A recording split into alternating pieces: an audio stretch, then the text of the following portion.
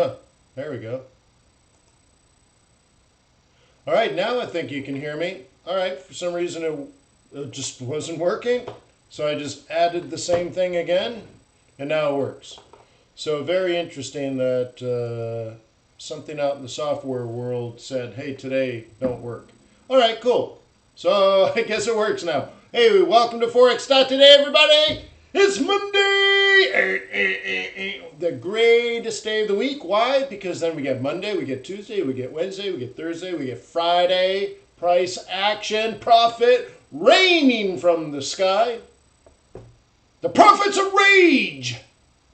So anyways, awesome. We got a trading week ahead of us, and we're going to go through the charts. We could even see a commitment of traders report again if you want to do that. We can do technical analysis, fundamental analysis, look through the calendar, plan out our risk events. Dollar pairs, yen pairs, euro pairs, pound pairs, your pairs, his pairs, she's pairs. Something like that. So cool. So thank you for being part of the community. Forex.Today, now 15,100 Forex traders stationed around the world, supporting each other as a community, technically, fundamentally, and emotionally. And our community is sponsored by TradersWay.com. Thank you very much, TradersWay.com. Thank you very much, Traders.com, TradersWay.com. See, TradersWay is a broker. You're a trader. Seems like you could have a potential relationship there. They're very good-looking people. You should naturally be attracted to them. But on top of that, they're kind-hearted people. Well-mannered. It's nice to be polite. Also, they have fast execution speed, narrow spreads, big swaps, world-class customer service. You could have MT4, MT5, C-Trader. I think a bunch of other things too. That's more than enough. But here's the most important thing when choosing a broker. When you pull the trigger, it's in the interbanking system, not in a B bucket, not traded against, all that kind of stuff. This is what you need, TradersWay.com. Thank you, TradersWay.com. Show your loyalty and respect for this community by visiting TradersWay.com. TradersWay.com.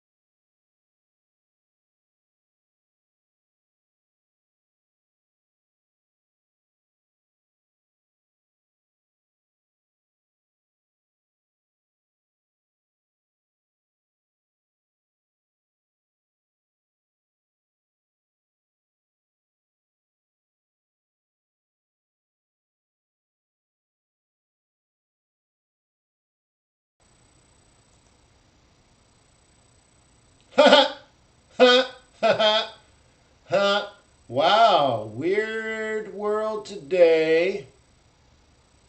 Weird world today. It just stopped working again. Yeah. What? What? Weird. All right. Well, let's just be thankful for what we got. We were able to fix the problem relatively easily and relatively quickly. So thank you, karma. Thank you, good karma. Okay, cool. See, I need to update the site. Look at that. It still says 11,000. Oh, faux show, but that was way back in February. All right. So, let's hit it. Let's hit it hard. Come on, calendar. Calendar. Dar. Dar. Can't roll my R's.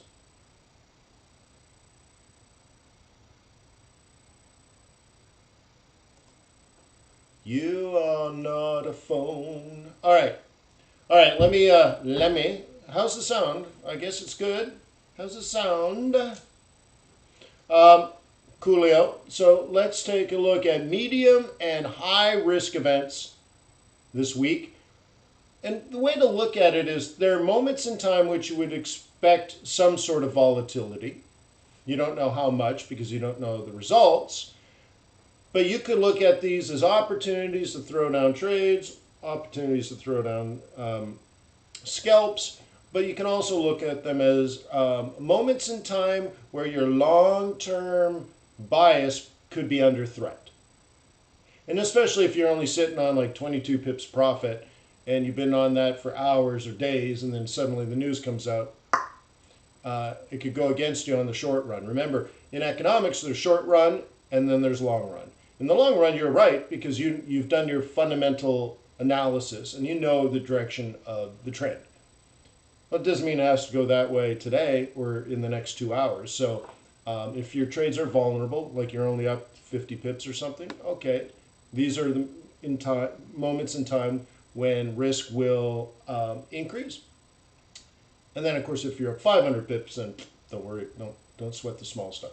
All right? So cool. So there might be opportunities to you. I'm hoping they're more like threats to your open positions. That's much better. See, back in the day, I used to scalp these. These were scalping opportunities. But then again, I could make 100 pips in 8 minutes. Now you'd be lucky to make 8 pips in 8 minutes. So if someone is still preaching the scalping methodology nonsense, they're preaching something that worked 15 years ago and is really sellable now because it fits in the get-rich-quick stuff.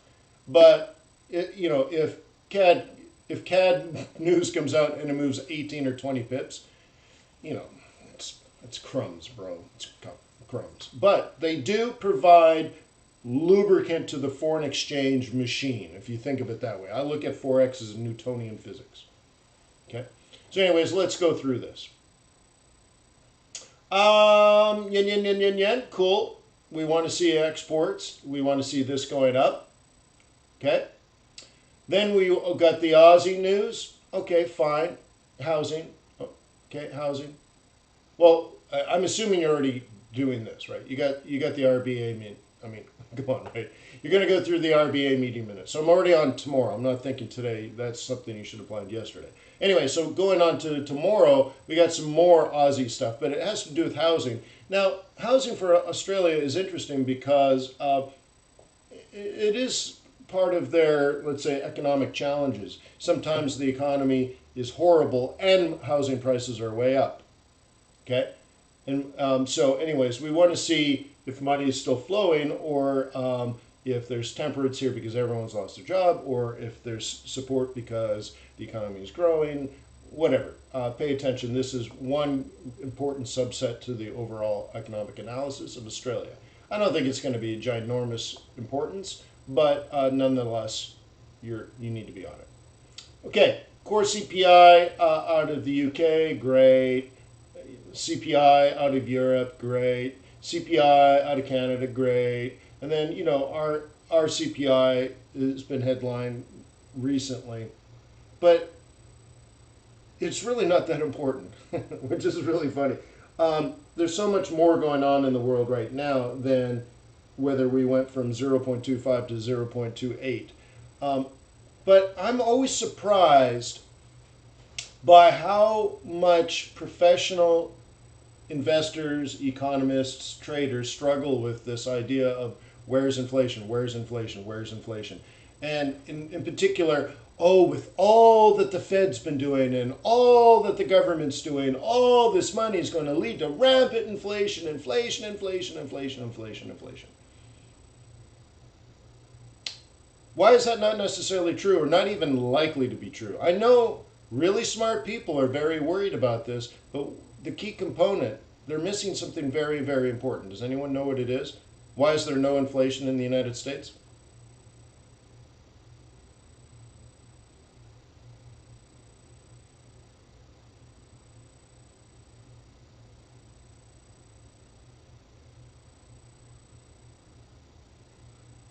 Because inflation is more of a social phenomenon.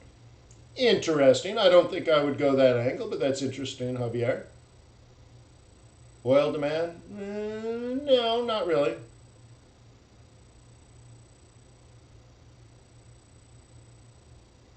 Well, Lalo, that news is already well past. Okay?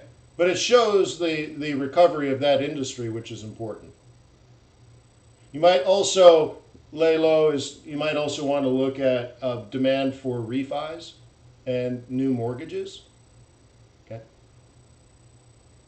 that's right. Wade's got it. America's exported its inflation. So let's think about this intelligently. Now, first of all, you're not going to read this in a textbook. You're not going to get this in a Harvard lecture by a professor, because those guys don't understand. They're still pitching what they learned when they were in business school or economic school 40 years ago.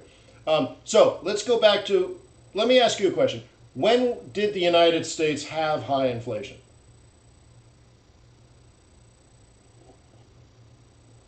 No, I can see there's still sound, Master Trader. Yeah. Yeah. 1970s. Thank you, Hayden.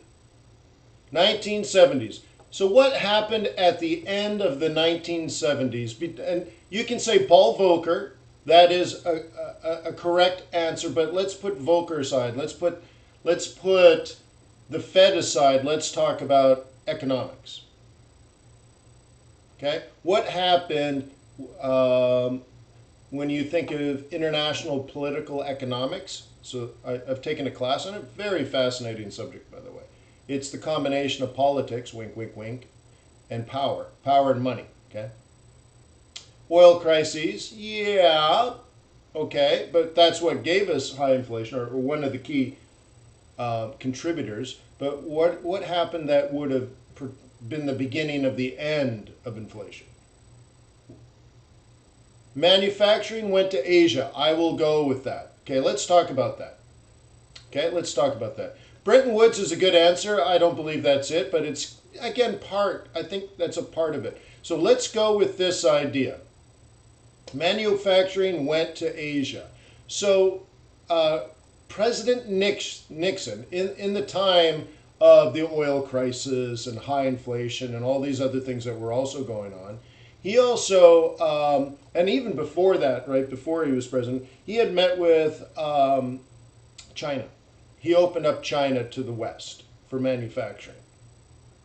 Cool. So what happened to growth in China after it started manufacturing for the United States and Europe?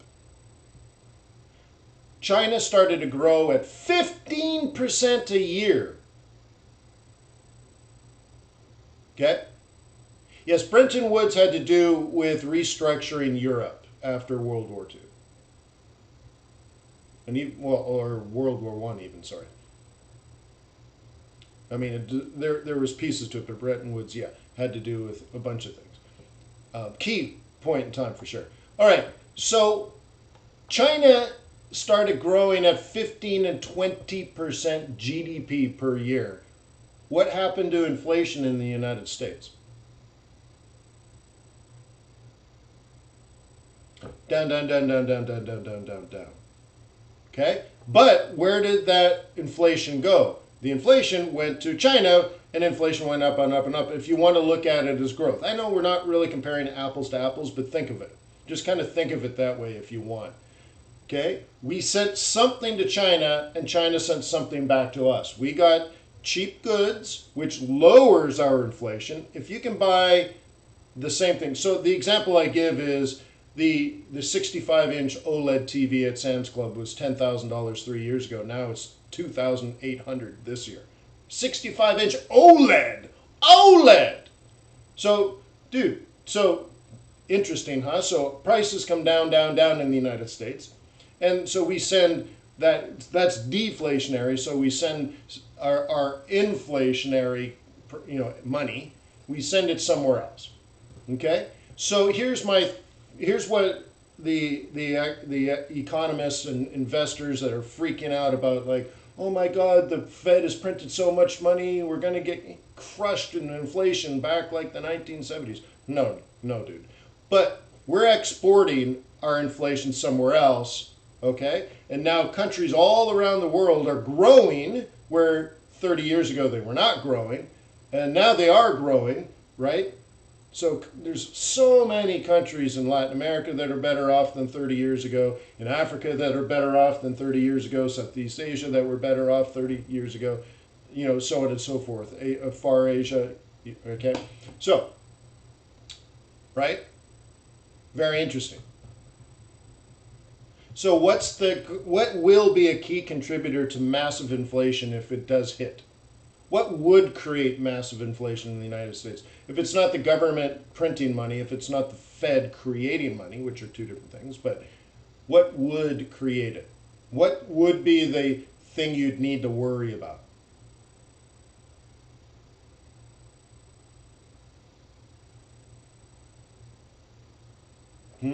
Type in a question mark if you don't know. Or I suppose type in a question mark if you want me to tell you. Unemployment? No. Just think about what I taught you just now in the last 19 seconds.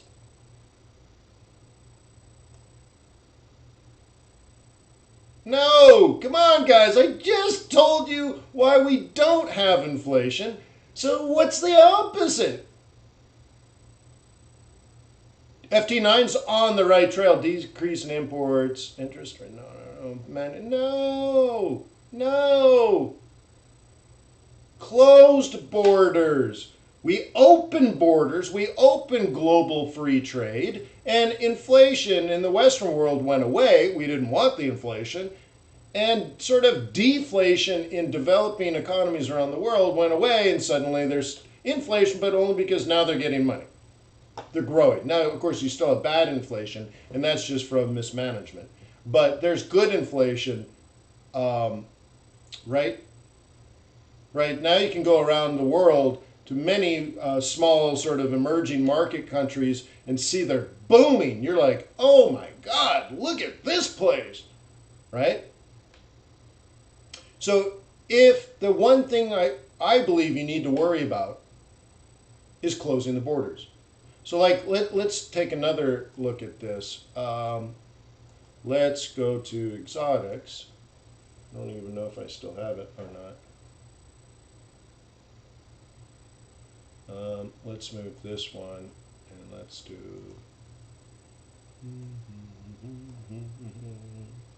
All right. La la la la la la la la la la. What is all this nonsense? Okay. Let's try this one first. Okay. As this goes up, what this chart is telling you, okay, what this chart is telling you is as it goes up, the value of the Turkish lira falls. Falls. Another way of looking at that is it is inflation, because we know there's no inflation in the United States. And every day the Turkish lira tends to buy less stuff than yesterday or the day before, okay? The value per lira is less. Right? It used to buy you a candy, now it buys you a half a candy, right? Whatever you want to measure. The purchasing power of the Turkish lira is diminished and almost like probably at all-time lows. And we've talked about this over and over and over and over. This spike here was created when the world realized, oh my God, Turkey doesn't export anything. Or let's say relative to their debt, not even close to enough. Okay? So now think of it this way. What is inflation? I mean, there's different ways of looking at it, and there's even different types of inflation, but it all kind of looks the same, but it's all kind of different as well. So we'll look at it this way. Okay? Way back in 2014, let's say you could buy something for 2.5 lira. Okay? Now you need 8 lira to buy the same thing. What does that mean? It means prices have gone up. Oh. Okay? Prices have gone up. Inflation. It used to be 2.5, now it's 7.5 going on to 8. That's an example for, you can look at it that way as an example. And why did this happen? They essentially have closed borders. They don't export, and they don't import.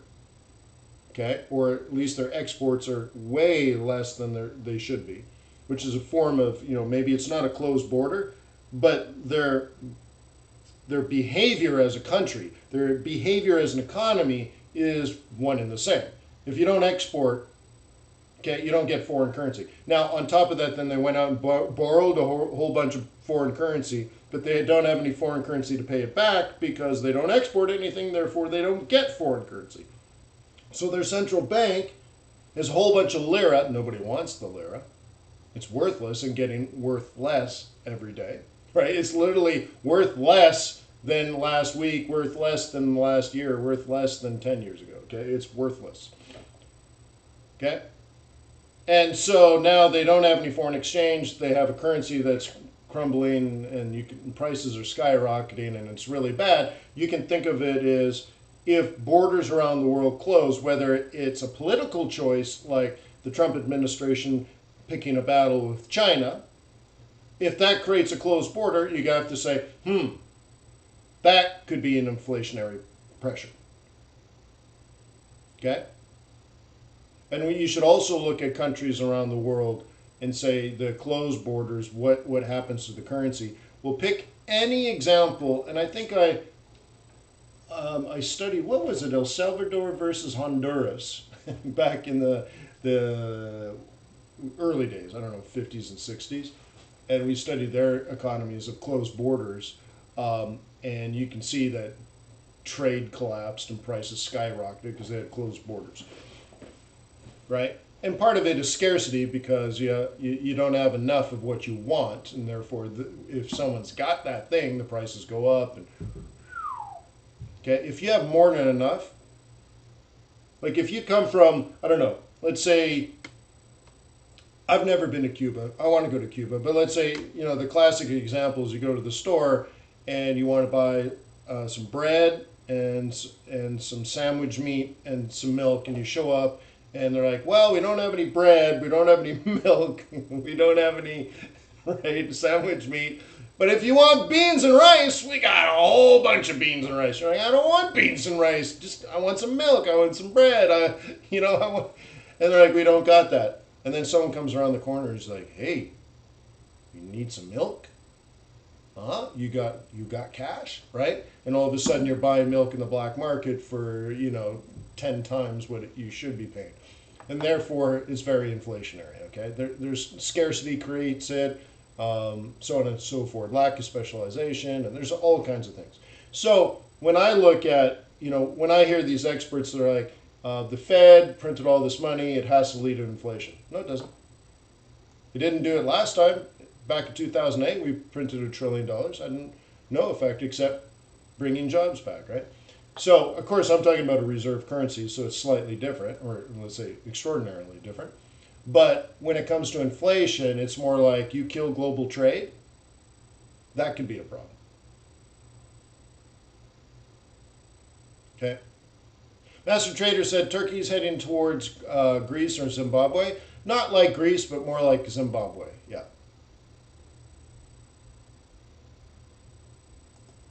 Okay. Okay.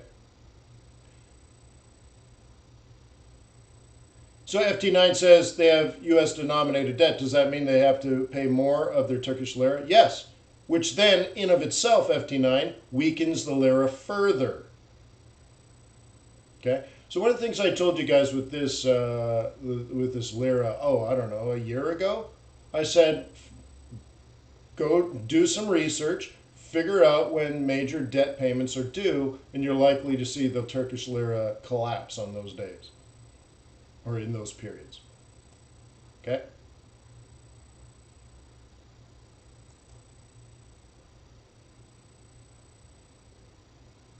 Okay?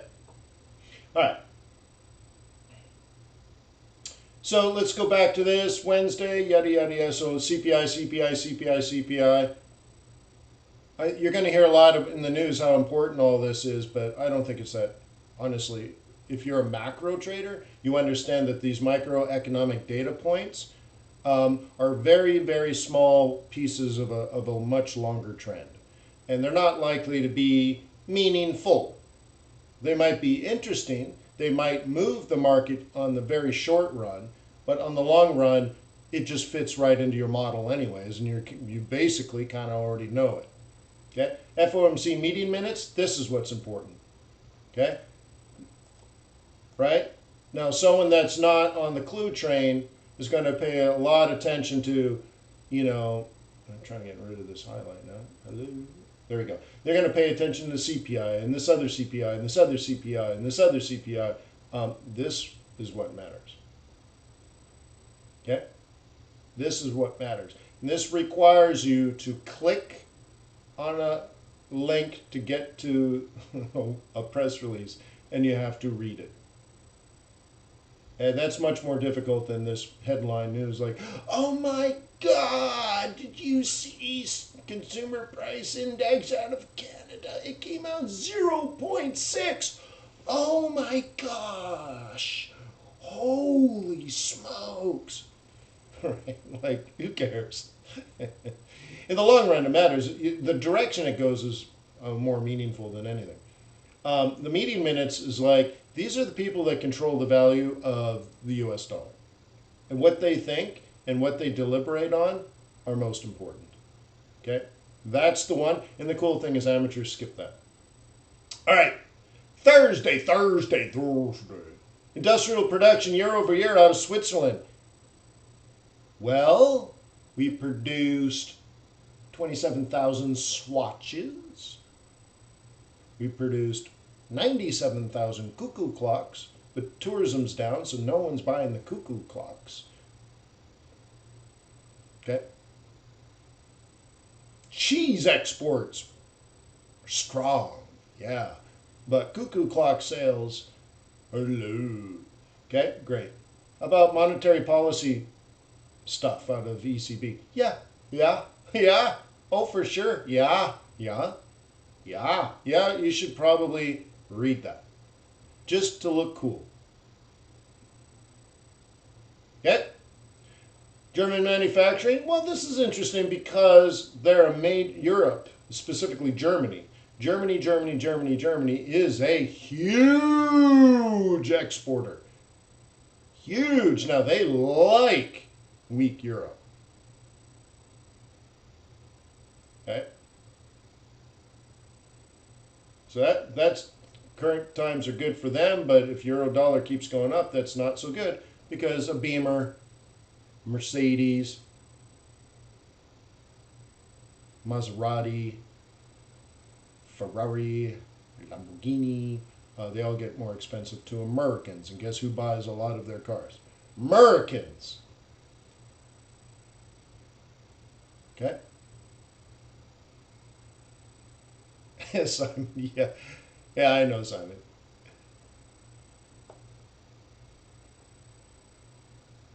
And, okay, retail sales out of the UK. Sure, fine.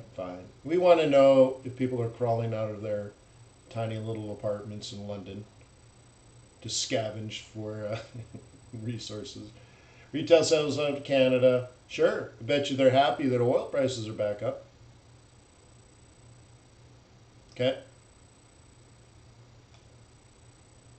Okay, and then more stuff at the end that not that important. So what is going on that's important that's not on this calendar? I think a lot of retail companies in the United States, publicly listed retail companies, I think they're reporting this week. Does anyone follow the stock market?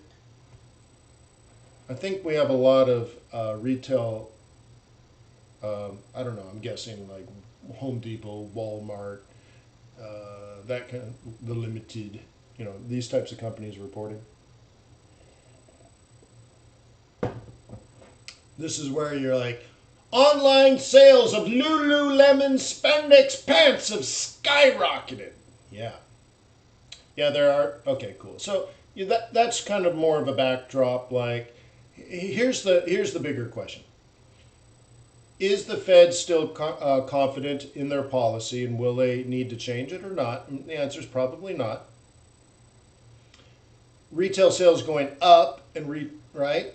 that would also further the Fed to say, okay, things are good, no more emergency measures are needed, we don't have to go to negative interest rates, right? And then lastly, is the stock market going to go up and up and up? We are back at all-time highs, and is the stock market going to be 10% higher on New Year's Eve? Or is it going to be 10 or 20% lower? And I told you this a couple of weeks ago, now we are technically in the third week of August, and now you need to start planning. Will the stock market go up by the end of the year or down? This is decision-making time. Will the stock market make all-time highs and go higher, or will it not? And for those that don't make the decision, you are not in control, you are not a boss, you are a subordinate player in the marketplace. You don't know where you've been, you don't know where you're going, you're just an observer, and probably not a profitable one. So now you got to get to decision-making time. And from that, and I showed you this, I think, last Monday, so I'm not going to do it again. You have to watch your own video. I told you based on one decision, probably close to 20 trades you could be on based on that one decision.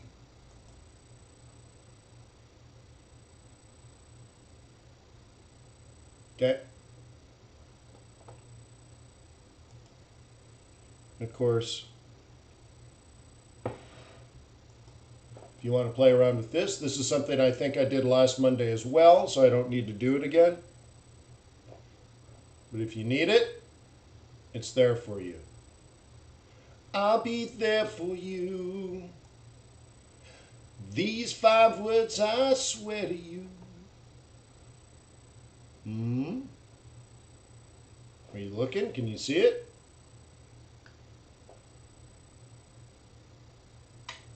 Less shorts, more longs. What does that mean? Okay, all the answers are out there, guys. All the answers are out there. Are you trying hard enough? Okay. Cool.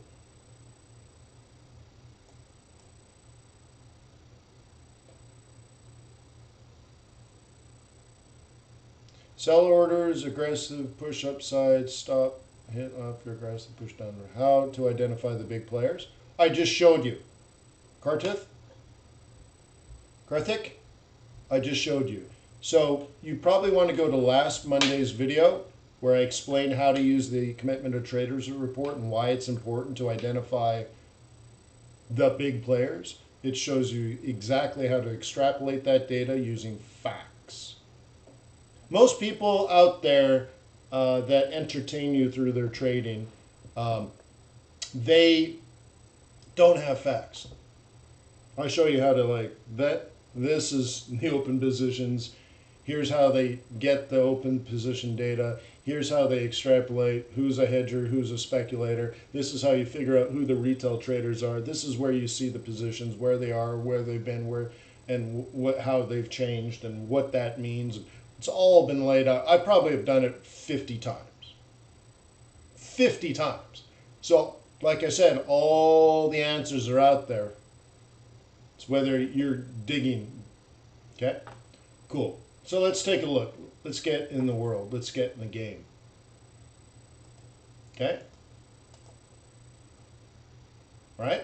Are you a bull or a bear? You can't answer that, it ain't going to work.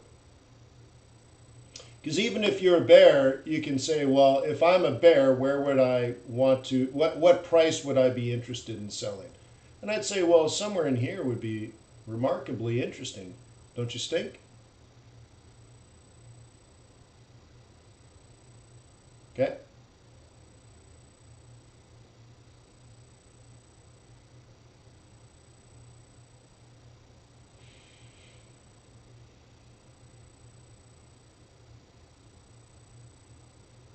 Okay.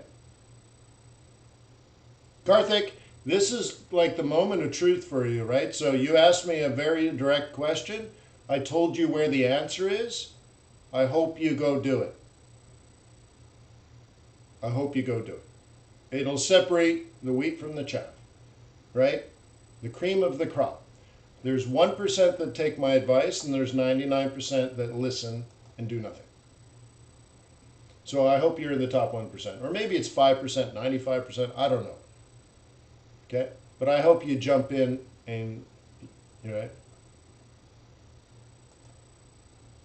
All right. So here's the thing. If you're a bull, you're a bull. If you're not a bull, you're a bear. If you're a bear, there's a setup. Are we at the right price? No. Are we near the right price? Yes. What kind of, right? And somebody said to me the other day, like, well, I use candlestick patterns, and how come you don't use specific candlestick patterns and enter trades? And of course I do. Okay? But when I'm showing you, like, if you are a bear, this is a dangerous situation to be a bear, but there are bearish opportunities. So what am I supposed to do now? Sit here for 18 hours on a 5-minute chart trying to show you the candlestick pattern? Okay? You should know, for example, the double top of a double top, if one presents itself, or that you're range trading in here and you're looking for lower highs and lower lows. Of course you use candlestick patterns. And someone the other day was surprised, like, Wayne, you trade on the 1-minute chart and the 5-minute chart? I'm like, yeah, how could you not? But my plans are based on 4-hour charts and daily charts. But if I was looking for yet another top in here, when we got to this price, 76.60, well, we're at 76.50. So if I was looking to be a bear now, hell yeah, I'd be on a 5-minute chart. Because you have to understand, like, what's the name of my book? It sounded like Snoop Dogg. What's my motherfucking book?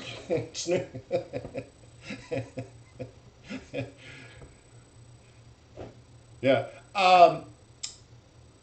Strategic and tactical Forex trading, right? So I look at this and I create a strategy. Double top, triple top, call it what you want to call it. If you're a bear, you're a bear, and this is an opportunity. Clearly it's there. Clearly, between 76.5 and 77, you're going to drop it like it's hot. Cool. So now, I'm looking for my, right? Now I'm looking for my rollover. Now I'm looking for my patterns. Now, lots of people are looking for patterns, but they don't know what price to look at the pattern. Okay? Even the dingle hopper that wrote years and years ago, I guess it's probably a 20-year-old story now, but yeah, I've been around that long. There was a guy that wrote a book. It cost like $400 to buy this book because he went to Japan and he got the secret knowledge by having all the Japanese secret trading strategies from their Ikimoku Nuku Nuku Luku Luku charts and all this kind of stuff. And he put it all together and translated it into English and brought it back to the Western world of all the 248 different types of trading patterns that the secret Japanese traders use. And for $500, you can learn all 278 patterns. You're like, what kind of nonsense is that? But here's the interesting part. Right? Here's the interesting part. He says, if you see 278 different reversal patterns here, or here, or here, you see every pattern there is in his book that he got from translating ancient Japanese trading secrets into English. They're all irrelevant unless they're at resistance if you're reversing an uptrend, or at support if you're reversing a downtrend. So I could argue you can get rid of all 278 relative patterns and say it's all about support and all about resistance in the direction of the trend. So I think no matter how you look at it, since it's an uptrend, somewhere around here is a buy zone. Okay?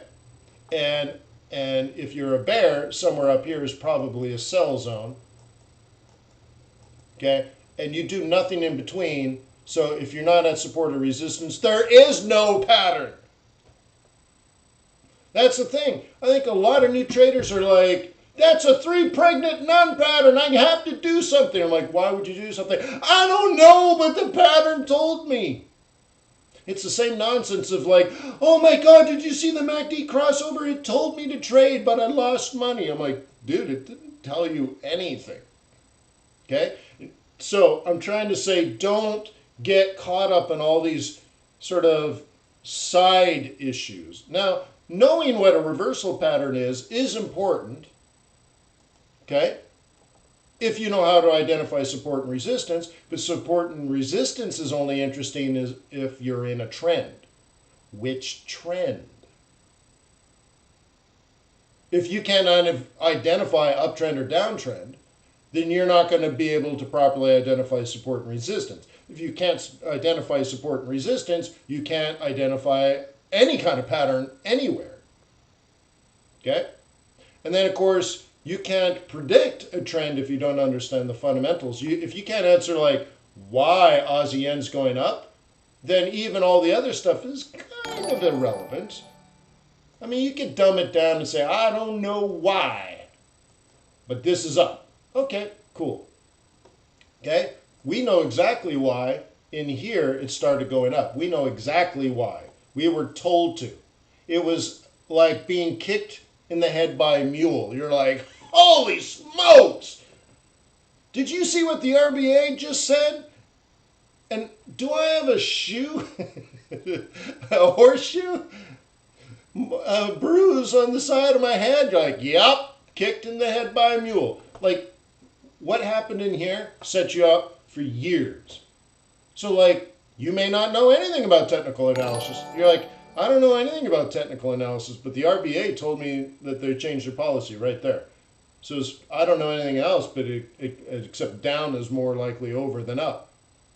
So I guess it's up, right? So the RBA told us to buy the Aussie yen per se because Aussie is undervalued and therefore they need to change their policy. Oh, cool. See, they actually told us. They actually told us this was going up. And I told you here that that's what they were saying. Okay? Cool. So you got that, but then inside of that, you have to, if you know technical analysis, the first thing is to understand this is making a series of higher highs and higher lows, right? Now, will it change? Oh, most certainly.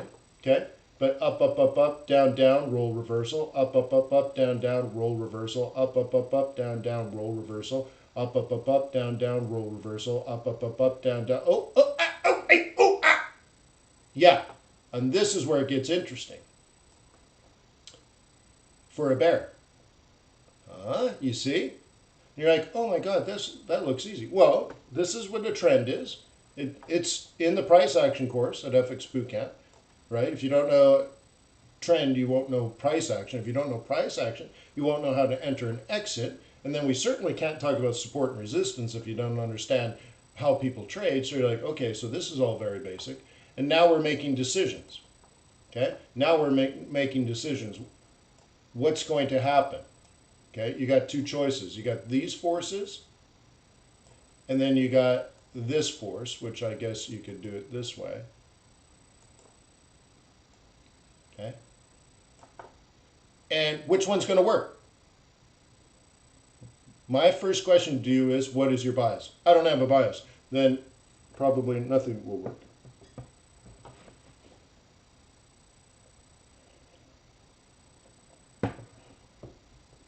Ascending triangle, yeah.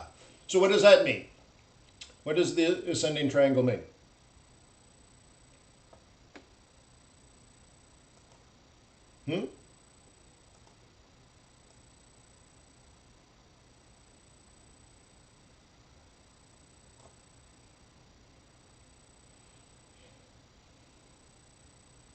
Okay, so a lot of people will say up. But it doesn't tell you why. You're memorizing a pattern. What does this actually represent?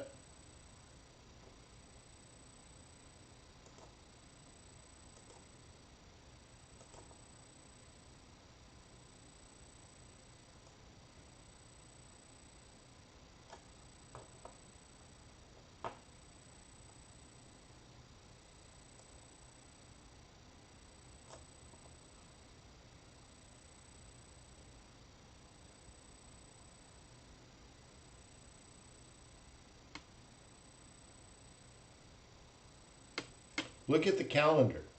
Look at the time. You guys are like, oh, it's fighting back and it's rejection. What is it? Simplify. Simplify.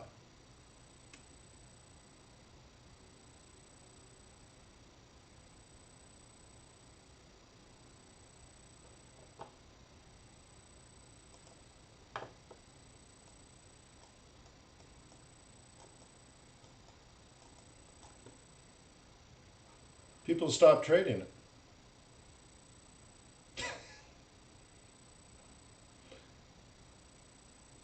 They stop trading it.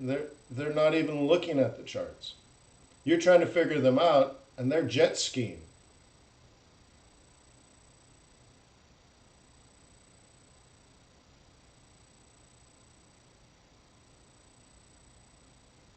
This is interns, right? Yeah, a couple of, right? There's some profit taking. So we know this. We talked about it. I told you it was coming too, if you remember. Maybe not this pair, but you know, every pair's, they're all the same, only the names change, right? You have to listen to the great Bon Jovi, Johnny B. It's so the same, only the names will change every day. We keep trading away. Okay? I love the trade, but the euro is so cold. Okay? You know I'll trade all night. Okay, all right. Cool. So we got some massive profit taking. Oh, right on, Barry. That's nice. What is that? That's probably a 50 ring gauge, I think. Okay. Cool. Right on. So there's massive profit taking. Then the interns kind of bought back in. Because remember, they don't want to get out of their positions. They just want to put money in their pocket, per se. So this downward pressure is not bearish.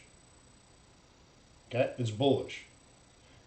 And now we're tinkering in here, but guess what? Nobody's trading it. Why isn't it going higher? No one's trading it. Okay? I know, it's not what you're thinking, isn't it? You're like, what? But it's not what you're thinking. I want to add some behavioral finance to your thought process. You're thinking it's going to trade this month like it traded last month, like the month before, like the month before. You know, there's no difference between February and August. Really? And there's no difference between August and October. Really? No. So you're like, oh, it's this wedge pattern. It means something. It's a sign. You ever watch The Life of Brian, where the mob is chasing him and his slipper comes off? And they're like, it's a sign. God be praised. It's a sign. He wants us to follow in his footsteps. And they're like, no, he wants us. You're looking to the sign to give you answers. And all it is telling you is the big institutional traders are zipping around on jet skis. And you're staring at the charts looking for the answers to life. The life's deepest question. And you're like, what does it mean? It means it has to go up. You know what it means to me? When traders start coming back, if they're still bullish, this is going up. I'm destroying sort of the chart pattern myth, but the patterns are there. They make sense. I'm trying to get you to understand why.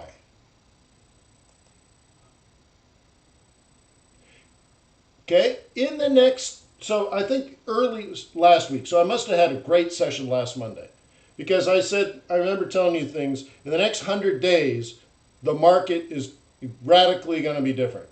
I said, is it going to be today, tomorrow, in a week, in 3 weeks, in 5 weeks? I don't know. But I can tell you between day 1 and day 100, things will be radically different than right now. And this is where we get this. Okay? If all these traders come back and nothing fundamentally has changed, then I would assume they're taking this north. Now you're going to say, oh, well, the ascending triangle. And I'm like, nah, F you and your ascending triangle that you wrote in on, right? Dude, it's just human behavior. They were a bull here, they were a bull here, they were a bull here. No, they took profit here to go on vacation. They come back from vacation, they're like, hey man, I want to buy that Aussie yen. Why? Because nothing fundamentally has changed. Okay. Oh, but the ascending triangle. Amateur. It's just, it's so, I mean, it's not wrong, but it's silly to think that way because now you're walking around going, is that an ascending triangle? Is that an ascending triangle? Is that an ascending triangle? And you're missing the whole point. The whole point is bulls exited here because of human need, human want, human behavior. Okay? And we did talk about it weeks in advance. Okay? Not just this pair, all pairs. And now, weeks in advance, behavior in the next, it might be this week, might be next week, might be 3 weeks from now, but behavior in this zone will change. I want you to understand this. I'm telling you the future again.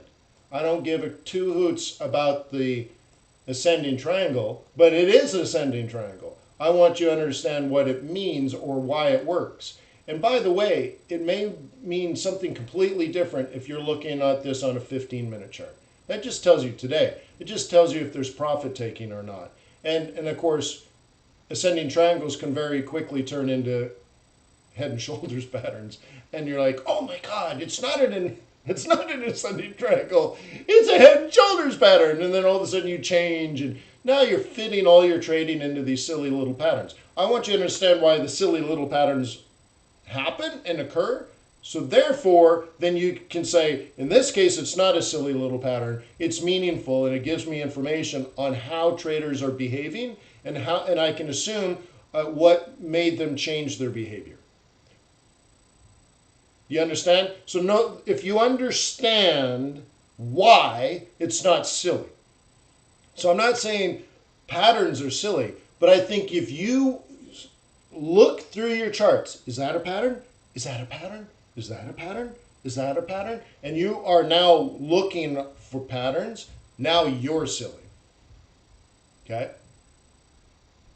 Because now you're like, you don't even care what pair it is. You don't care what the fundamentals are. You don't care about what the central bank is doing. You don't care about what trend is taking place. You don't care why.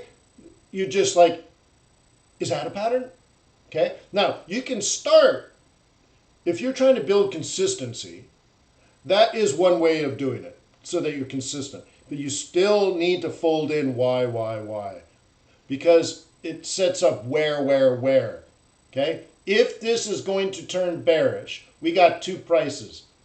76.5, 77-ish. They're zones, right? And if you're a bear, you need to set that up. But what would a bull do if they thought? Okay? If they thought. What would a bull do if they thought the uptrend will continue? Not just technically, but fundamentally, which is very important. What would give me one position trade you would have done this month? Listen to my words. What position trade would you have thought about this month if you were a bull and you believe bulls will return to the market between August 1st and September 1st?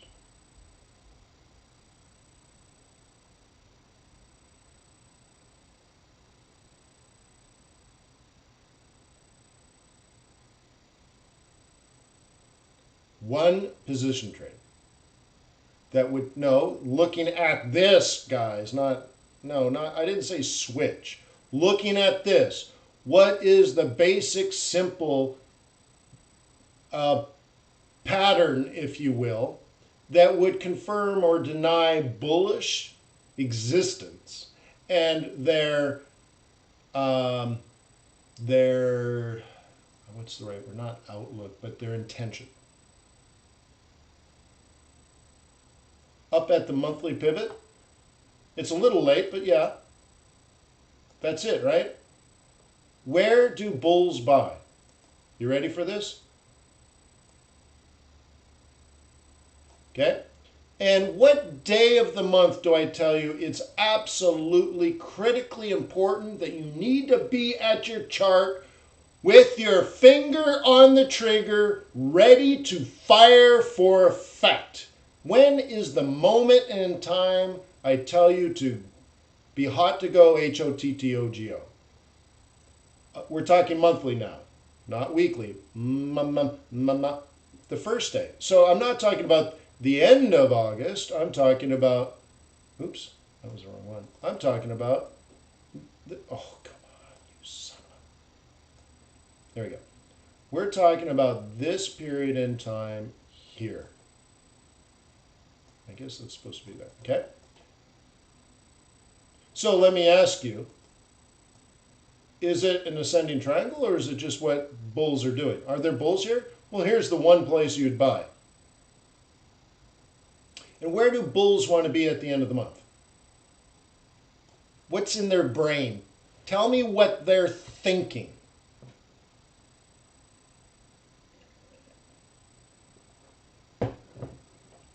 Not what they feel, what are they thinking? I know they feel hero or zero here.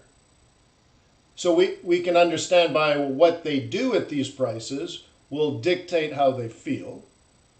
Okay? They are planning this. And you knew this 15 days ago. Actually, you probably knew this 20 days ago. Okay?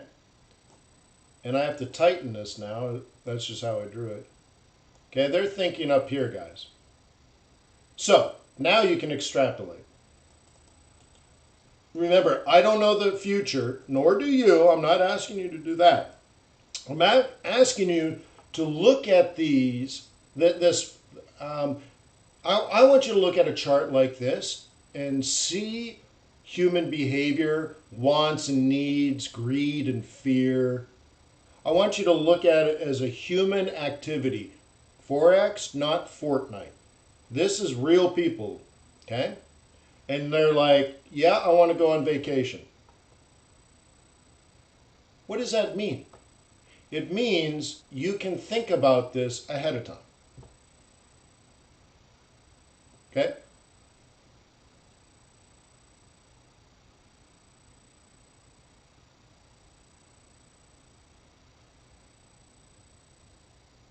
Okay? So, this is important information because it tells me like maybe traders are returning. But we also know that they will return sometime. Here's September. September is in here. Oops, that's supposed to be a straight line. This is in September.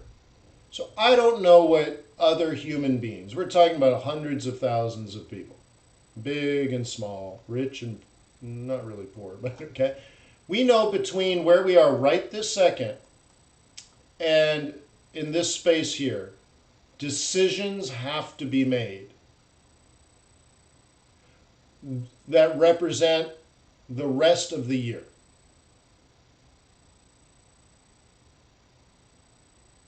Okay? I hope you see that. So the next 2 weeks come down to decision making. What's the first decision? Is this going to be a problem? That's the top. Or is the top sort of like, let's make it 78. Let's make it even a little higher. If there's going to be a top in the next 2 weeks, it's likely to be one of those numbers. This is a month, guys. If this is the first 2 weeks, this is the next 2 weeks. We're halfway through the month. I hope you guys appreciate that. We are halfway through the month. So between now and the end of the month, something almost certainly will change. Okay? I don't want you to think about the wedge. I want you to think about what makes bulls bulls, and where would their concerns, their fears lie, their wants, right? Their desires, their greed, their fear, all this stuff. What are they analyzing to make decisions, and where will this go? So now we're talking all about why now. Why? Oh, the wedge says up. I don't care about the wedge. Now, I'm not saying it's wrong, but what I'd rather you do is say, okay, if it went like this now, would that have meaning? What does it tell us? Well, we know bulls got out here, and we assume they would get back in here. What if this was a meaningful failure? And what if it failed again? What if it failed? What if it failed again? Bulls are not buying. That's what's relevant, not necessarily the wedge. I want to know, where are the billions going? And if all this money decides to go in a different direction, then the why has changed. Whys don't change very often. Whys last for years in most cases. But if you get in here and COVID-19 gets worse and worse and worse, for example, or Trump shuts the door on global trade, you're like, but my ascending wedge. Now this comes down, right? This comes down big time. Because there's assumptions built into their model. Free trade is one. Open borders, whether it's COVID or a trade war, the assumptions here are the borders are open. Macroeconomic conditions are going to improve. COVID-19 gets worse. Whoa. Global macro conditions may not improve. Oh, there's a global trade war. Oh, global macroeconomic conditions may not be improving. And you get this change in trend, and you're still spilling tears over your precious, ascending wedge.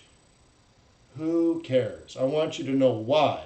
Now, it matters. The wedge matters because it shows you points of vulnerability and such.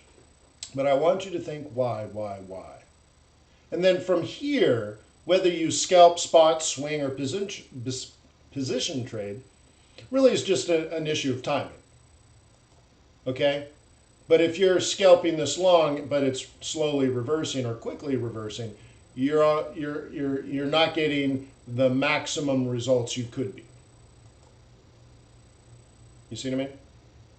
Doesn't matter if you're a bull or a bear. Like, you might have scalpers trading here, and then, swing traders or position traders bought way back here, and then they probably bought again here, and they probably bought again here. You might be scalping this up, and someone might be swinging this up or positioning it up, and then the swing trade might be up, and you're doing your thing, and I'm doing my thing, and she's doing her thing, and we're all doing pretty good. Okay?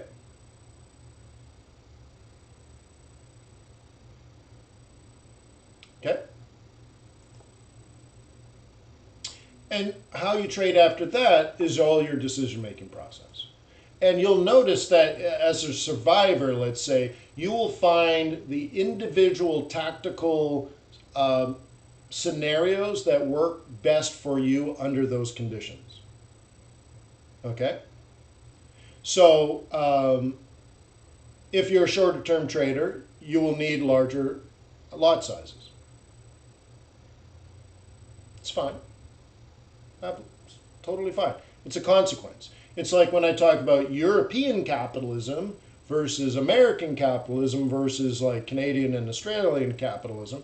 They're all similar, they're all different, and there's still different consequences to each. Doesn't make one right or wrong, there's a difference. So one consequence to Spain's version of capitalism is 12% unemployment even when things are good. But that's the consequence. It's not wrong, it's just is. They can manage their the Spaniards can manage their economy any way they want. And they're like, well, we want to have a social safety net. Cool. There's the consequence. It's all right. It's not wrong. It's just different. So in this case, if you're going to be a shorter term trader, and by the way, I love scalping. I love spot trading. I've done it years and years and years and years. And really, if you looked at my long-term trades, they all look like I'm scalping. So, I mean, it's all there. But if you're going to be in the trade shorter, you're going to have a larger lot size. That's all. And you'll find a way to survive if you're successful. Now, usually you still have hardcore, awesome technical analysis. And you know where it's going to kick off this and then bounce off that. Cool. You got to be really good, which is fine. You have to be good at everything. You can't be a mediocre swing trader. You can't be a mediocre scalper. You can't be mediocre at anything. Okay? So now you got to take this knowledge and say, all right, is it going to do... So let's say like you plan the rest of the week. You're like, it's going to go up here and then it's going to come down. That's this week.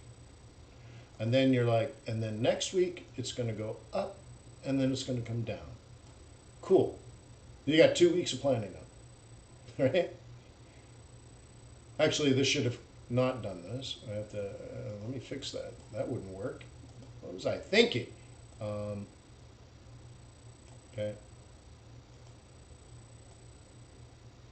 And the cool thing is, 2 weeks from now, if this hits on a Tuesday,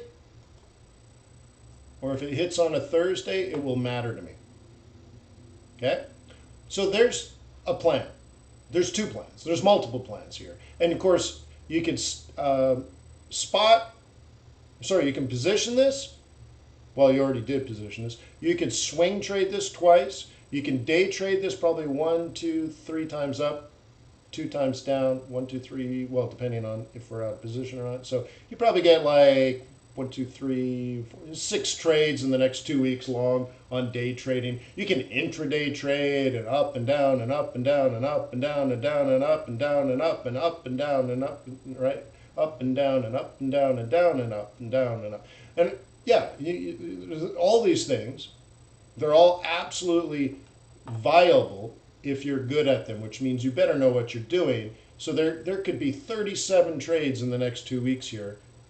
And generally speaking, based on trend, they're all kind of doing the same thing on different relationship, at different time frames. And every bull needs a bear. Every bull needs a bear. Every bull needs a bear because you need to buy low. You need to buy low. You need to buy low. And scalpers know this too. So they're like, this is where this is where they'll exit. So you'll hunt their stops. This is where they'll take profit. So you'll hunt their stops. This is where they take profit. So you can be scalping short and day trading long and scalping short and day trading long. And there's so many effective ways to be trading this, and they're all correct.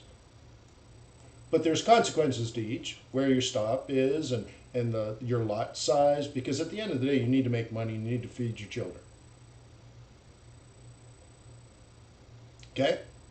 But I think you're always going to be better off if you have the why behind you. Okay?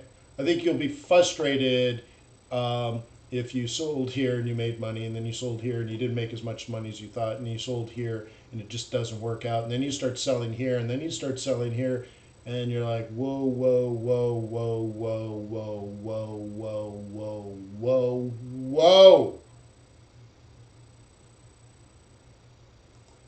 Right? Like Brad Pitt at the end of Fight Club. Whoa! Whoa. Okay? Whoa. This is predictable for a scalp based on human behavior. We call it summer vacation. Then what? Well, this is certainly topish. We call it a double top. But it's the wrong time of year. Okay? This would be an opportune time for this to turn south if it's going to turn south. And if it goes higher, you should back the F up if you're a bear. And be very careful. Very careful. Make sure you're aligned with market forces. It's difficult to scalp against market forces, unless you're at a profit-taking zone, which is, again, your ability to be hardcore technical analyst. You can do it, but I'd rather you bet on the trend, whether you're a scalper, a spot trader, an intraday trader, a day trader, a swing trader, a position trader. I really hope you have market forces behind you, like a wind in your sail. Right? But how you do it doesn't matter to me. Right? But just realize everything's got a consequence. Everything's got a consequence. Doesn't make it good, doesn't make it bad, it just is. So now if we're looking at a chart like pig yen here, okay, what do you think? Are we at an area of concern?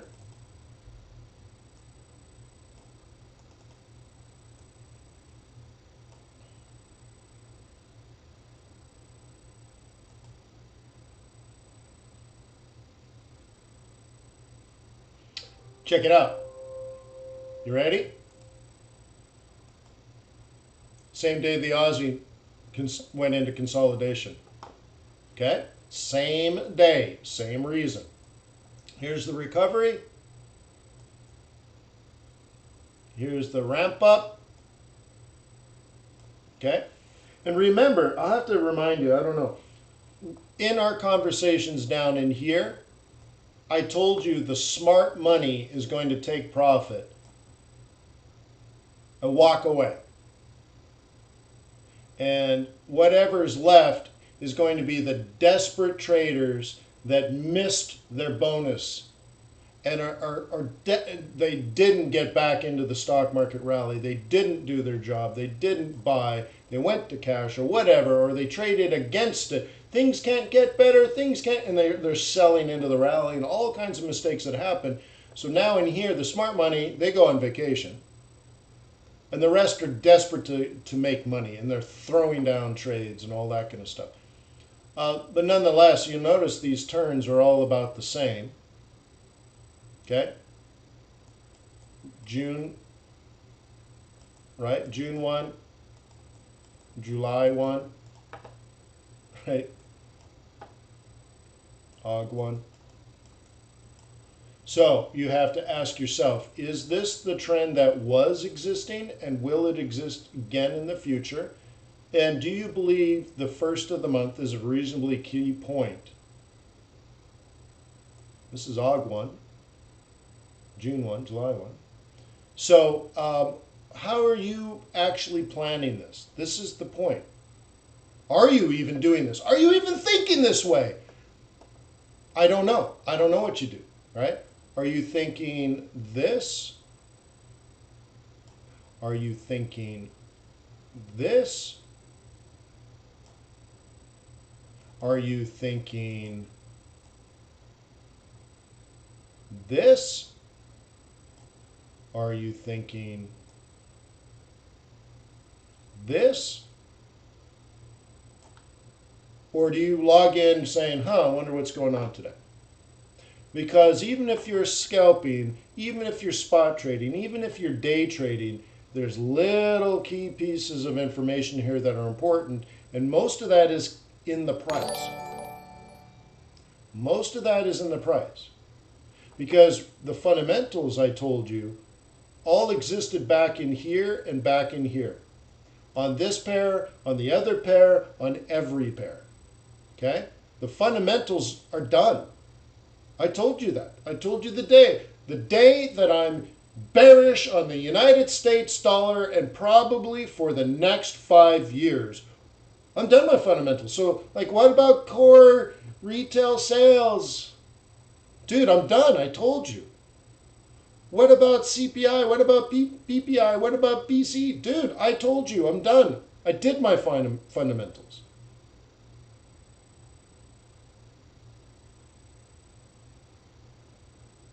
Okay? You see? So now it's technicals. Do I sell it here? Do I sell it here? Is this a good opportunity to sell? Is this a market for selling? When do I sell the dollar? Can I sell the dollar today? What about next week? Would next week be a good day to sell the dollar? What about next month? Will that be good for selling? How about now? Should I sell it now? Okay. Okay. And now the level of complexity that happens once you grasp all of this is that sometimes it's true and sometimes it's not, but that's also very predictable. So for example, I'm most likely, unless market conditions change, they're like things like exogenous shocks, like there's a political assassination, that could move the markets. Trump goes full bore into a trade war to prove how powerful he is and how boring Biden would be, because it's not even the conversation anymore. It's all about the war. Okay, great. That's a game changer. COVID-19 just spikes. Okay? Spikes. Crazy. Like all of a sudden just, it goes to a next level. A big next level. Now all of a sudden the kill rate triples because it's mutated.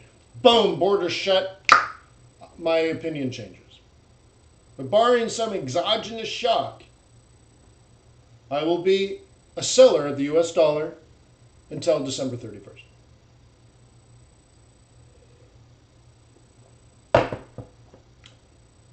And then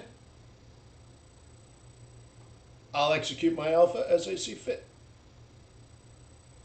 And now you have to put the short-term short to long-term long idea, okay? And long-term means, and this is an economic kind of definition, when you're in a textbook and they're like, well, in the long run, what happens? Well, what that means in the long run is that variables can change. In the short run, they can't change. I almost look at trading as the opposite. In the long run, the fundamentals are not going to change. But in the short run, the variables can change, meaning I know why I may be a long-term bear on the US dollar, and in the long run, I will always sell it unless something fundamentally changes. So think of it as physics, right? Unless a greater force is acted upon it. Okay? So that's one of Newton's laws of motion. So imagine a bowling ball rolling down a hill. That's my fundamental trend. To me, in my mind, that's US dollar losing value. What can stop it?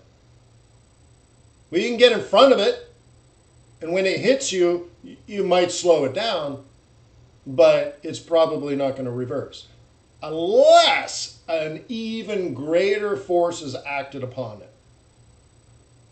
Okay?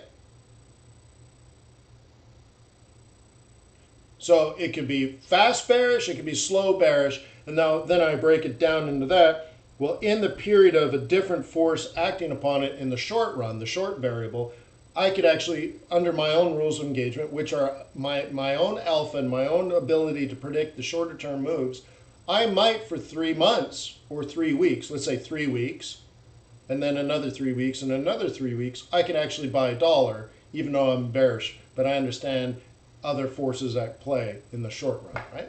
But that's you next year, maybe. Okay? That's the whole idea of knowing when to hold them, knowing when to fold them, knowing when to walk away, knowing when to run.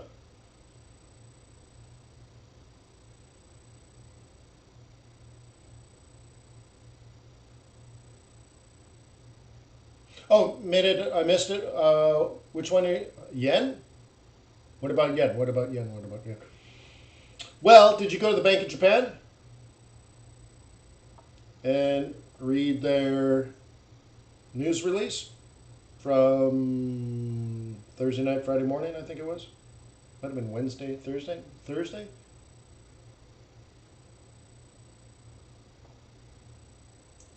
That's my answer. Hint, hint, wink, wink, nudge, nudge. Ha ha ha! Wee, wee, wee! That's the good stuff. That's the good stuff.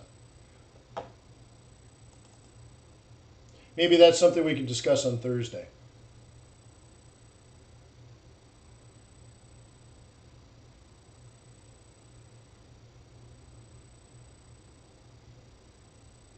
Oh, I am. Yeah, yeah. Oh, I am bearish on USD. Yeah.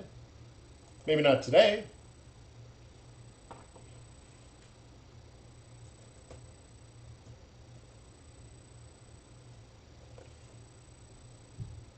No, I know.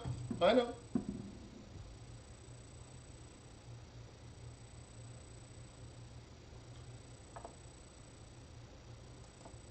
Oh, I know.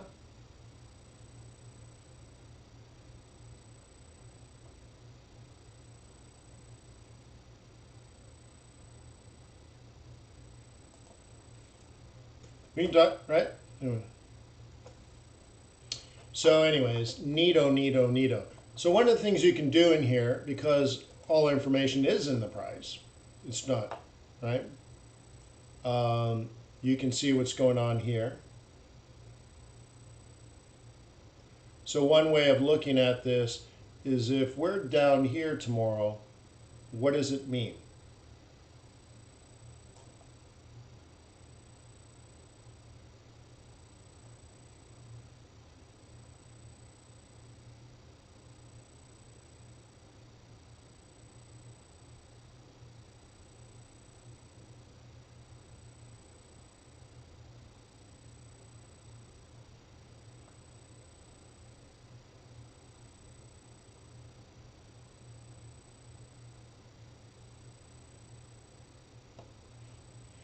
Daniel, I try not to answer those questions because,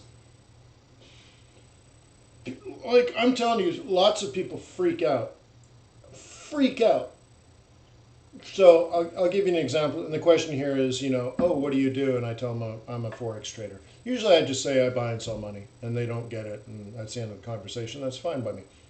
But like a recent example, I'm in venture capital class with COVID. Everything's online, so I got a camera.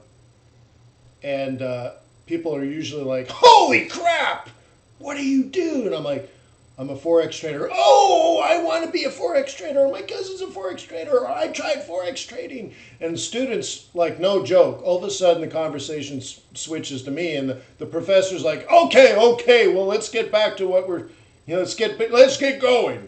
And everyone wants to talk about, oh, and what about gold? And what about the stock market? And what about the euro? And, what about the Iraqi dinar? And like, oh my God. And like, people are enthralled. They love it. And then one time we had many, I think we had 8 guest speakers in my venture capital class alone. Bear in mind, it's a 7-week course, so it's pretty amazing. And the professor in the middle of class is talking with me about me and him, in front of everybody and the professor and everything. Like, it's weird. And then he says to the professor, is anyone besides Wayne doing anything interesting? And the professor's like, well, we're all in grad school at Harvard. Everybody's doing something interesting. Yeah, like, holy crap.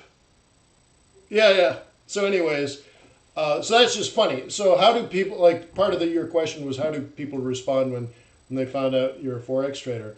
Most people are just amazed and excited, and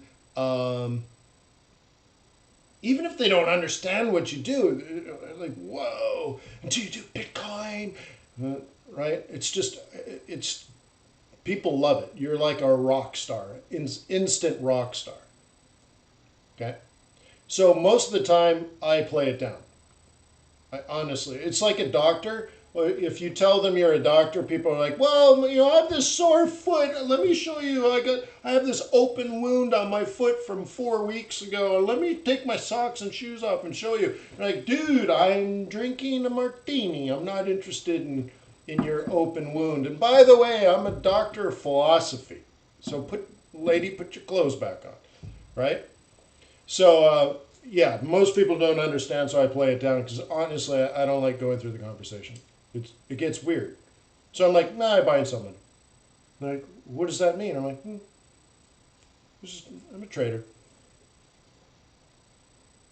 It's just, it's no big deal, right? Now, if they show up in a brand new Bentley, I might give them more of a pitch. But they show up in a, you know, a Honda Accord, or what's the other one? An Acura. They show up in their Acura MDX. I'm like, I'm buying some money. And then I kind of like played it all down. I'm buying some money. Or the other one, my wife hates when I do this. I don't give them a real answer. So I say, well, I actually do this. I say I'm an exotic dancer. And I just sidestep the whole thing.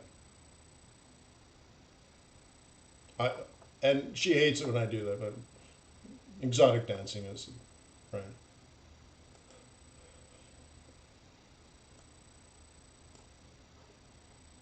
What made me get into Forex trading? The money is filthy. Filthy money. I got into Forex because as a venture capitalist looking at trying to make a few million out of $100 million potential market over the next 5 to 10 years, you could just do it now. Yeah, so I dropped venture capital and became a trader. I mean, that's it. I went where the money was. Honestly, I just remember thinking, that's where the money is. I remember laughing that it was $3 trillion. No, it was $2 trillion a day. And I'm like, that's dumb. What a scam that must be. There isn't $2 trillion a day. You're kidding. That's just so stupid. So I look it up and I'm like, holy schnicker-schnocker. $2 trillion a day, and I'm pissing around with $100 million opportunity per year, and it's $2 trillion a day. I'm like, I don't know what it is, but that's where I'm going. I'm going where the money is. Honestly, that was my reaction. Like, that's obscene. It's obscene. Like, there's a I don't okay. I don't know if I can do this. I don't know what it is, but that's where I'm going. Okay. Yeah. So, right? So in the beginning, you got to learn, your first step is like how. You have to learn how. And then I think the next step in your career is you need to learn why, so that you can change with the market. Because I believe, so like the great example I think is traders like George Soros, the most famous trader in our industry of all time, doesn't look at a chart. Okay? Doesn't mean charts are wrong. Doesn't mean charts are bad. You have to listen to me. He doesn't even look at a chart. So there's something to it. Somebody makes a decision somewhere and puts a lot of money on it and creates these trends. So I think part of your process will to be like, well, what does he look at? How do you make a decision like that? Okay? You understand? There's something to that. There is a decision-making process. There is a logic. There is a why. Okay? And of course, I've spent over 1 year trading nothing but the 1 minute chart. And I know there's that part of trading works too. You can be on a 1 minute chart. I've done 2 minute charts. I've done 3 minute charts. My favorite was a 3 minute chart actually for scalping. A 5 minute chart, 15 minute chart, an hourly chart, a 4 hour chart, a daily chart. I don't need more than that. But all of those are like fantastic information. Okay? Fantastic. And you can trade with technical analysis only. But now think of it. If you can trade purely technically or purely fundamentally, in either way make money, then what if you could do both? Could you possibly be as good or better of a trader? If George Soros timed his fundamental trades using technical analysis, knowing exactly sort of particular price zones to be buying and market conditions to not be buying, could he possibly be a better trader? And vice versa. And I've always thought, yeah, you probably should be, exceptional at both. And that takes some time, right? And that takes some effort. But if you do this for the next 20 or 30 years of your life, I bet you, even just through osmosis, you'll improve that way.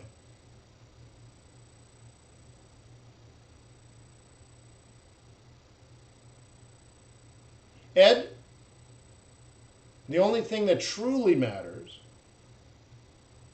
is what the central banks say. So start there. Okay? But I think I'm going to create a training series for Traders Way.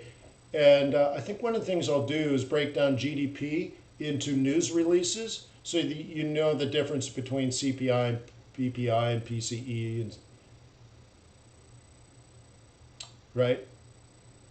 Non-farm payrolls is the employment situation report with the subcomponent of the household survey and the establishment survey. And what does that mean? All that kind of stuff. Just break all that down. Not necessarily, right? I don't need to get into monetary policy, but just what do these things mean?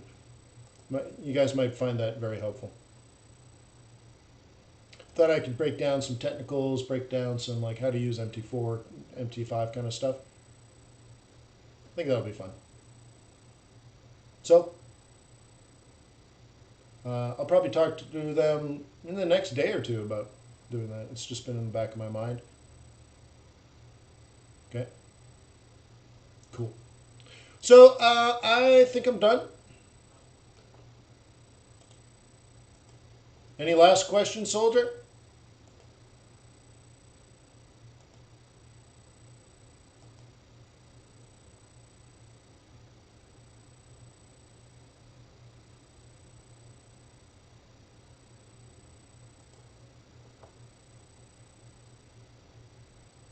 Gold?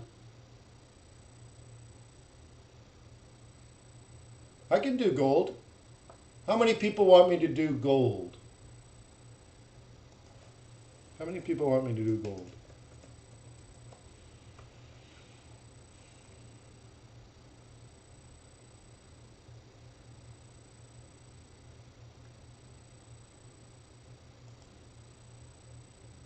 All right, well, there's 250 people watching and 80 likes.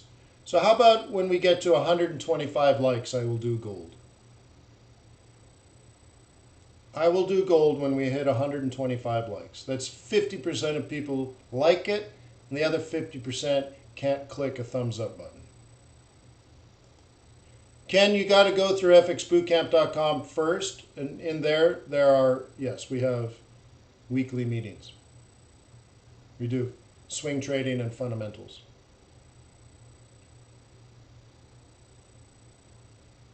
Okay? Only 98. 2/3 of you did not like today's webinar.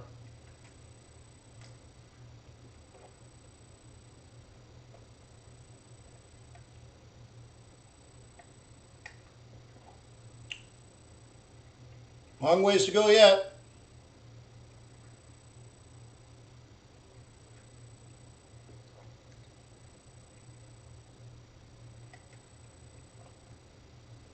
There's still 234 people watching and only 107 likes. Look, if it's not good, we got to kill it. Come on now.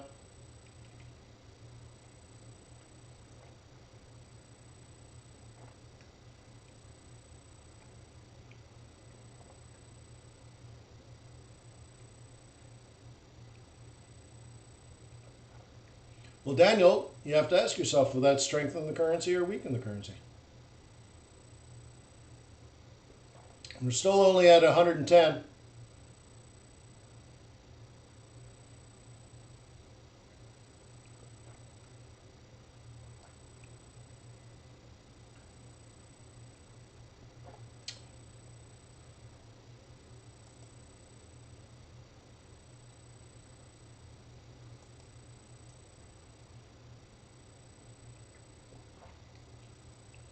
$241 people watching, 111 likes. Someone just gave me a thumbs down. Huh. There you go. Hey, look, Daniel. Oh, look, Kiwi's weak. Yeah, lots of thumbs down. Yeah, I gave him crap today. Well, I have to apologize then for doing such a bad job today. Maybe tomorrow will be better.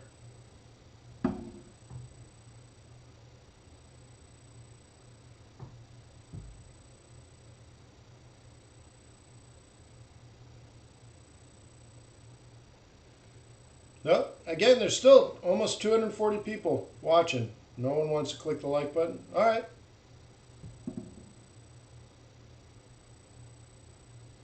Thank you, Daniel. No, I thought I did all right. All right, so less than 1 minute. Otherwise, I'm just going to bail. Got lots going on.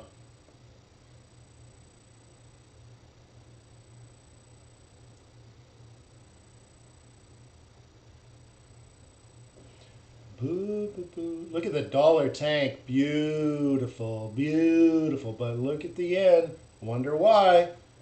Maybe you should go to the Bank of Japan. What do you mean the Bank of Japan, Wayne? What do you mean?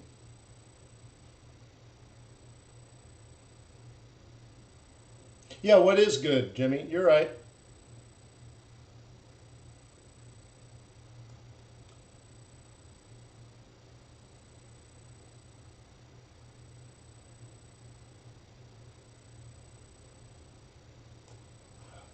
Windows sucks on that.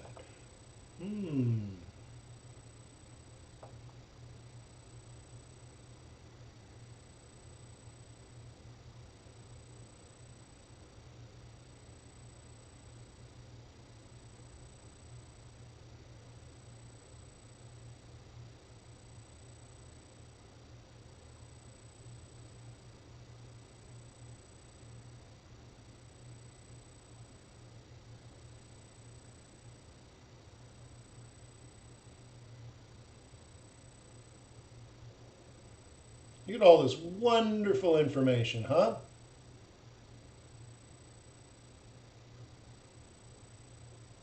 What a wonderful, wonderful, wonderful site. Okay, we got it. We got it. All right, so we're going to do gold. Thank you, everybody. Here comes the gold.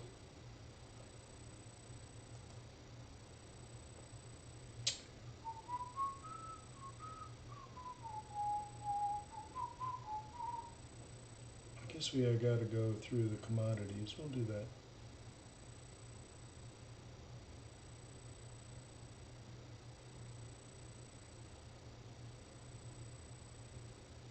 All right, cool. All right, BTC through the roof. Very nice. That's very macro positive. I love it. And gold. Gold. XAU. Gold. Gold. Nice. Cool. So let's set it up properly. Let's say you are a position trader and you're a bull. What? Now tell me this is a random walk. You'll say, well, it reacted to the price fall. Actually, we calculated this weeks ago. What the? What? Isn't that remarkable?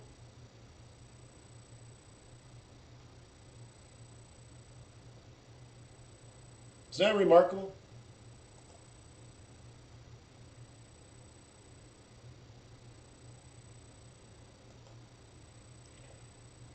We knew this back in July 1865 was the buyer's dream.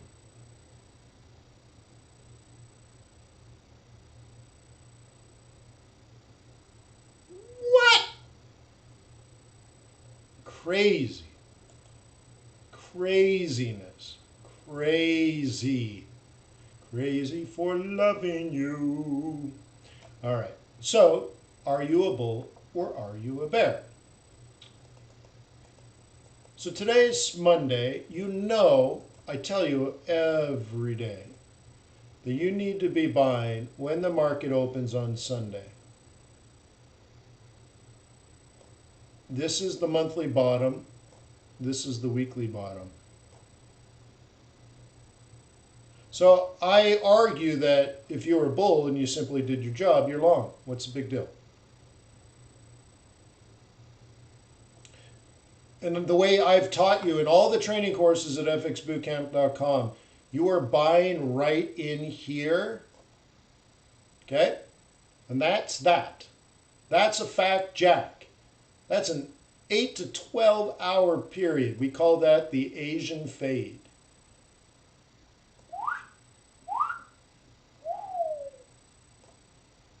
Okay?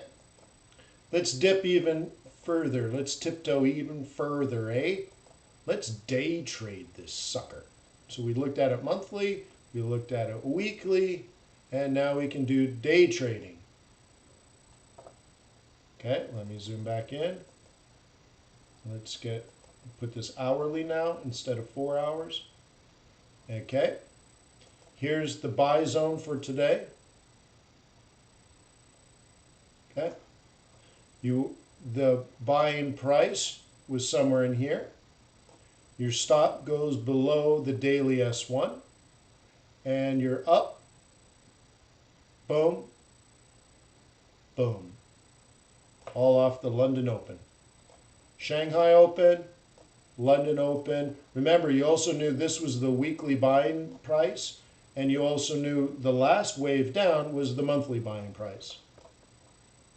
So now you have your monthly buy price almost to the exact pip after the collapse, which you buy dips, remember.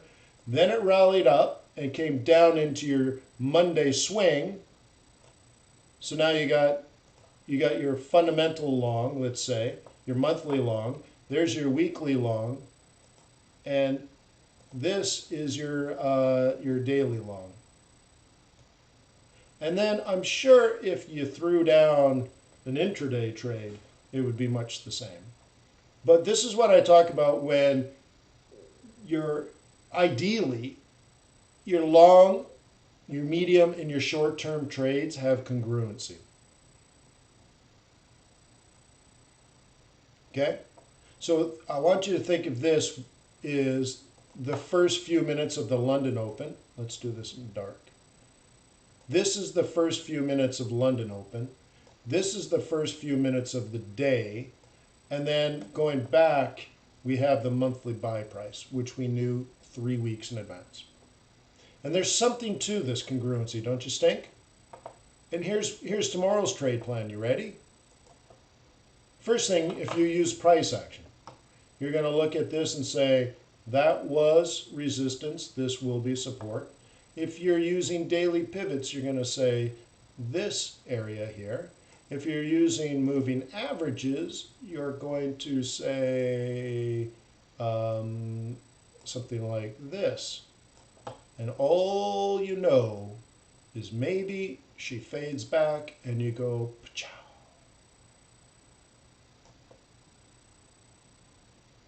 Or it hits 2,000 and it collapses. This is all the bullish point of view. If you're not a bull, if you're a bear, you need to identify your resistance levels and prior tops and psychological levels. Okay? And a bull should be doing the same thing to know where to take profit. Oh, the ascending triangle worked. Right on, man. So, Master Wayne question. At times it pulls back from, yeah, we call that a fade. You fade it. Often that happens when you're out of position as well. That's an OP. Okay? And then there's counter trend trades that set off that. Okay? But it's easy to predict because if you're a bull, you can't buy it high, so you need it to come down. Okay? Pretty simple. Right? You have to, all right? If you're a bull, you buy it low. Is it low now? No. Was it low here? Yeah. Is it low now? No. But will it be low here tomorrow? See, here's the thing. By the way, I'm not predicting any of this. If this falls back to here and you're a bull, You can buy it based on price action. You can buy it based on moving averages. You can buy it based on daily pivot points. Does that mean it'll go up tomorrow? No. Does it mean it will come down? No. But it's an if-then statement. If it did all this, would you buy it? Okay, that's all it means. If you're a bull and it did this for whatever reason you want, reason 1, reason 2, reason 3, reason 5, doesn't matter, would you do it? The hardest thing is, or let's say the most obvious thing is, most people don't do any planning. And I think the big challenge to this strategy is, and this would be part of your analysis now, what happens at 2000, if anything? Does it even matter? And what happens at the top? Where does your risk as a bull now increase? And here's the cool thing. As a bear, where are your opportunities? What are the prices you would consider? So now, let's look at it from a bearish point of view. A bear is going to say, well, if we hit 2000, and then you see some certain price action or pattern. Going back to the pattern thing. It only matters if the pattern happens at resistance. Is psychological level a place where resistance might exist? Yeah. Would that reversal pattern be born there? If bears are selling it and if bulls are not have conviction, okay. So if you were a bear, you should look at this. And also if you're a bull, right? You have to say, well, in the short run, can I take profit here? Should I take profit here? And see what happens next? Should I hold them? Should I fold them? Should I walk away? Should I run? What should I do? How should I behave here? And then, of course, where's the next area you should be concerned with? Well, again, should a bull take profit up here? Should a bear look for a reversal pattern here? Okay. And you take it one step at a time. And then, of course, what if we're on our way to 3,000? Oh, then we'll get through this 2,100. And the price tells you what's going on. But it's good to know the why.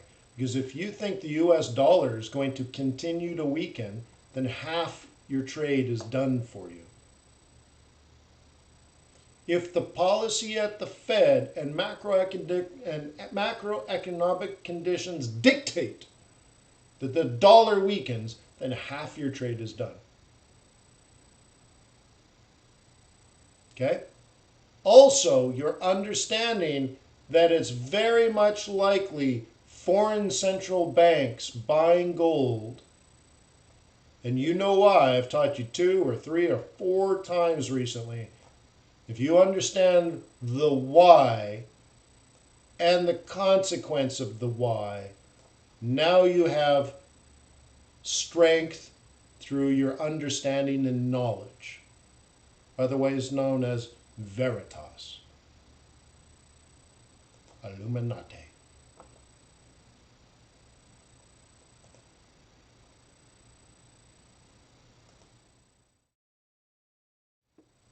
So peace on earth, may the pips be with you, may our profits be above average. I'll see you tomorrow. Thank you for all the thumbs up. Thank you for subscribing. Thank you to Trader's Way. If you need resources, it's in the description below. Have the best day you possibly can, and then a few pips more.